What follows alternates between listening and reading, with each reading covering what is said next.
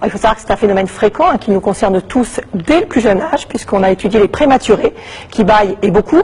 Ils passent très précisément en moyenne 2,5% de leur temps à hoqueter. Nous bâillons moins, mais ça reste quand même assez désagréable, surtout quand ça dure un petit peu trop.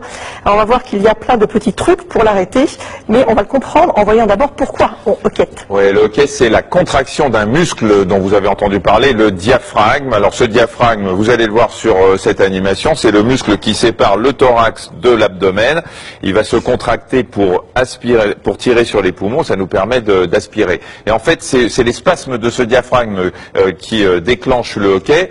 Et il est aussi, le bruit caractéristique, lui, il est dû à un spasme à la fermeture d'une partie du larynx ici. Alors ce diaphragme, comme tous les muscles du corps, est sous la commande de nerfs. Celui qui déclenche sa contraction est un nerf qui est très long, vous allez le voir aussi, il est là.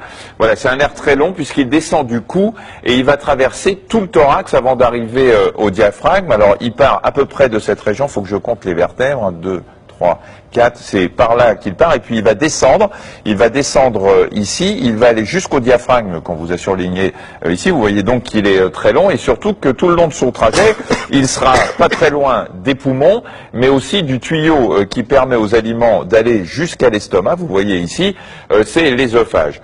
Tout ce qui excitera le nerf pourra entraîner ce désagréable réflexe. C'est pour ça que le hoquet survient après avoir avalé un aliment trop chaud, trop froid, irritant, mais aussi en cas de maladie pulmonaire ou d'infection de la plèvre. Et quand on rigole trop en mangeant, ça c'est terrible. Quand on rigole en mangeant. Ah oui, ça c'est terrible, ça déclenche systématiquement.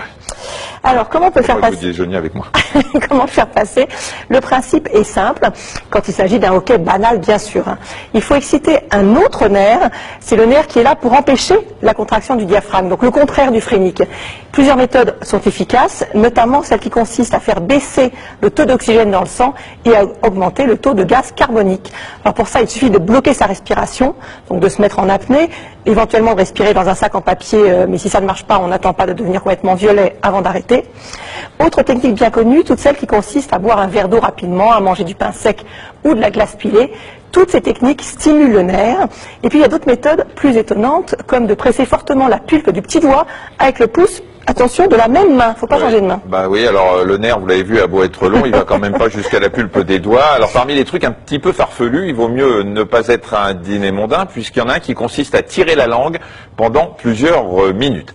Si vous avez des idées ou des recettes, n'hésitez pas à nous les envoyer. Moi je vous recommande le vinaigre sur un sucre. C'est la méthode russe, ça marche très bien. Mais vous l'avalez après. Vous l'avalez, c'est un peu, quand ça passe, c'est un peu violent, mais ça marche très bien, ça s'arrête. D'accord, alors on avait reçu aussi une question d'une personne qui nous demandait si hoqueter 2 à 3 fois par semaine c'était normal. Non, ça fait quand même beaucoup. Il vaut mieux voir un gastro-entérologue, un spécialiste de l'intestin, pour qu'il jette un œil sur cet œsophage que je vous ai montré sur l'estomac. Et puis enfin, il faut savoir que certains médicaments, comme les corticoïdes, peuvent donner des hoquets.